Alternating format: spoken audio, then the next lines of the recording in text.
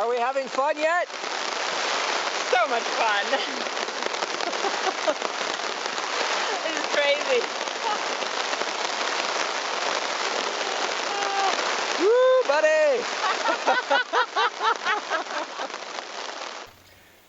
We are breaking camp, and I'm striking the tent. And first thing to do, obviously, is pull up all the stakes, remove the guy lines, remove the wet fly, and pack it away. The wet fly is going to be packed separately from the tent. The tent is dry. It's stopped raining right now, but the fly is wet on the outside from the rain. It's wet on the inside from condensation. I can't pack that wet fly with the tent, which is dry, because if we needed to make camp, let's say for some reason we're detained or the wind comes up and we've got to make a bush camp or something, we need a dry tent. If I pack the wet fly with the wet tent, the tent will be soaked throughout. So they're going to be packed separately. This is going to go in its ordinary stuff sack in a bag that'll stay dry. The fly is, I'm just going to treat it like a tarp. It's going to be packed wet. All right. But there's something I do to maintain moisture control, as I say, on a camping trip.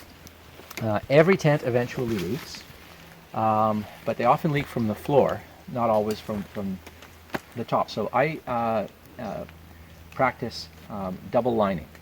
Most people use a ground sheet, right? Or a footprint. You can buy a footprint that comes with your tent.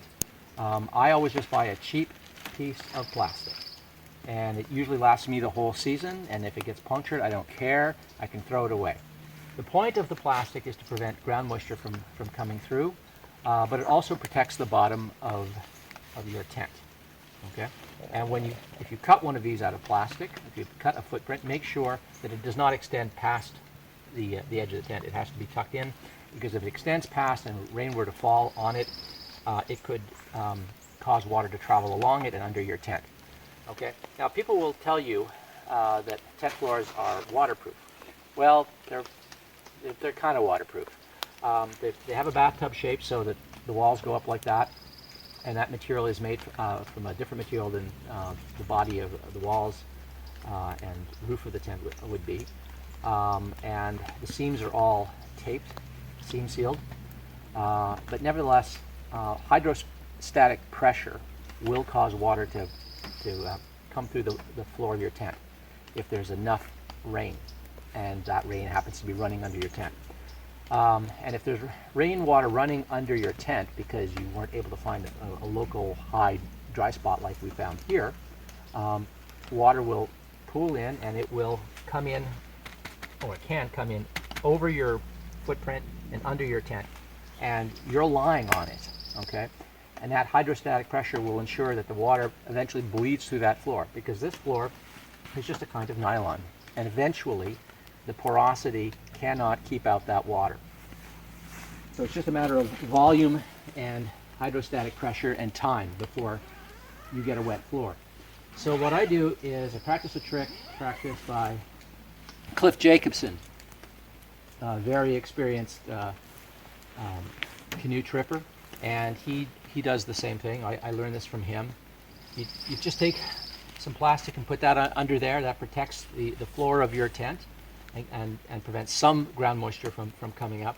But the real protection of your sleeping bag and your sleeping pads and all of your dry clothes is this inside. The same material inside, but a bigger piece that goes up the sides, at the foot, the head, and on both sides, creating a bathtub inside. And when you lay your gear inside, you just stow a bit of gear around the corners and stuff like that to keep it up.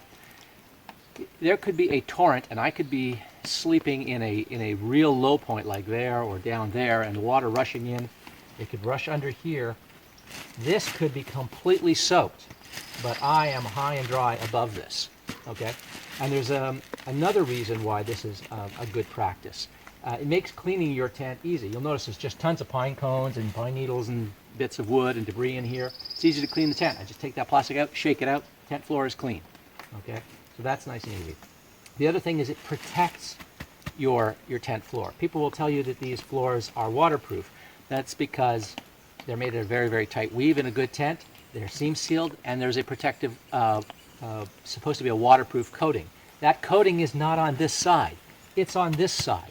And if you are walking in here, running around, sliding pads around, stepping on this, you are wearing away your waterproof coating, okay?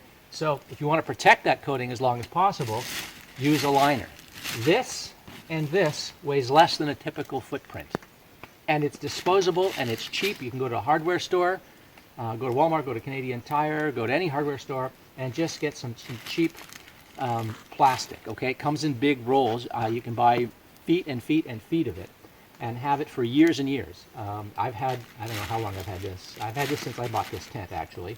But it comes off of a roll that I've owned for years from a previous tent. So that's how I like to set up. It ensures that if there's a catastrophic flooding that happens around me and water gets under my tent and is traveling like a little brook, I'm still going to be dry. My gear is still going to be dry, even though water is pooling inside of here. Because once water gets in here, it doesn't come out. Okay, but this keeps me above it.